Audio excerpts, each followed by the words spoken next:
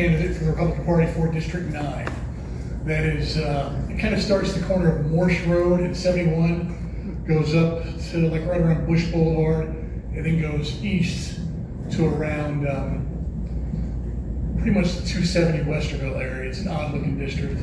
But currently the incumbent is Munira Abdullahi. She is a Somalian, and it kind of, I don't have anything against them as a people or their beliefs, but it's kind of odd to me that we have the second largest settlement in America of Somalians pretty much right in my district. And as we've investigated, Luke, Robichek, and Bernadine Kent, myself, and a few others have investigated, there's been billions of dollars of fraud in my district. Not just in the city, it's in my district. And when I was seeing all this stuff in December that Nick Shirley posted, and I was thinking, this is disgusting. How is this happening? Then it came out that it's going on right here in Columbus on Cleveland Avenue, my district. And I thought, well, this is terrible. Who's doing anything about this? And I looked, and we hadn't had a Republican candidate for the House of Representatives at least in the last 6 years. They've run against unopposed, they've run against the Libertarian, but no Republicans. And it was kind of like Isaiah, I guess, but God was speaking through my wife, because who am I?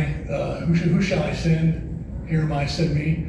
Well, my wife, when I'm complaining to her about this is disgusting. Why doesn't somebody do anything about it? Why doesn't somebody stand up? She said, well, why don't you do something? So I did, and I'll tell her the round of applause for her. But all of this is going on in my district, and it's a majority is being done by the Somalian culture. I don't know why it's so prevalent just in my district. Maybe it's because they've been settled there, they dropped there, but nothing is being done. It's being overlooked, and it kind of makes you think, well, if she's running or helping this district, she should know something about it. And it's just very frustrating. But I got involved that way because I was so disgusted about it. My belief is I want strong and safe streets. I believe in supporting the police. I believe in supporting the military and their veterans and their families. Like basically making the VA better, anything we can do to help that stronger. Helping families like Gold Star families when their families are overseas serving. Anything we can do to assist those folks, because in my opinion, when you're serving, that's the greatest thing you can do for our country. And then the third thing is, of course, to combat fraud. Because when it's happening right under your nose and nobody's doing anything to stop it, somebody's got to be aware of that happening. Like the building down Bush Boulevard, 94 businesses that are stealing money from the government, or that our tax money is going away right there in my district. Then you go up and down Cleveland Avenue, my district, all of the fake daycare centers. The one who really investigated it here was John Rocker, the former Major League Baseball player. He actually knocked on the door of a few when he was called a racist just because he showed up. And this has nothing to do with it, I know, but when I turned in my petition to get on the ballot, I pretty much looked like Joe Schmo. I was in nothing, maybe some sweatpants.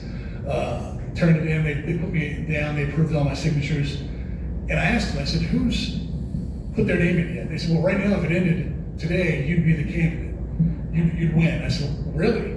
They said that there was an independent who submitted their financial documents, but they had not submitted their petition. And then Munira Abdullahi hadn't submitted hers. I was surprised, wow, this is the day before they're due.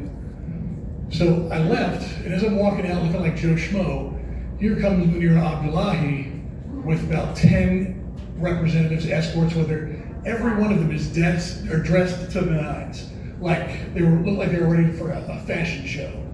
And I just, to me, I was like, man, that's some money right there. And then when I looked at the campaign contributions, currently, I've got maybe $105 that's been donated to my account, while she has multiple donations in the thousands of dollars. And you think, why are they doing so much to just push this district? But when you see over $6 billion in fraud in our district. You gotta think somebody's getting something back from that. Again, I don't know for sure, but it's pretty telling when they're putting that much money into this race to win. It's like they want to keep that going. But one of my biggest things about the midterm, I'm sorry, I kind of really got off track there, is the biggest thing is we don't really have people that want to run when it's the midterms. Just like I said, there was no Republican candidates. No one wants to step up and be that person that says, hey, send me, here am I, send me.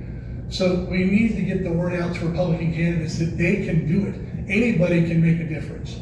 It doesn't matter necessarily if you are the best candidate, but if you at least put your foot out there and show somebody a different choice, a different opinion, that's something you could do. The other thing is we gotta get the word out to vote. Maybe everybody tell 10 people you know, hey, don't forget to vote. Because when it's not a presidential election, they don't really seem to have the desire to go to the polls. One of the bigger things I also think the Republican Party can do is at every polling station, we need to have somebody at the entrance passing out the slate card, letting them know who's gonna be on the ballot. Because when I pull into my polling station, every time at the entrance to the drive, there's 2 Democrats on each side passing out the Democratic slate card. And I'm like, I don't want that. And then you go into the church and you vote. And I was telling my wife about this. It's like they're getting this handout that's telling them exactly who to vote for at the last minute. And they don't really, this could sound terrible, I don't think they really think. I think they just look at the slate card and just go straight down the line. When I think a lot of Republicans, they think about who's the better candidate, they think about what the issues are, and that's how Republicans vote. But again, I could be wrong. I'm new to this, I'm a Joe Schmo, but I just wanted to thank you guys for having me here, listening to me. And I'm in District 9, so if you, again, even if you don't, it's not my district, tell 10 people, go home today, tell 10 people to get out and vote. Thank you, God bless.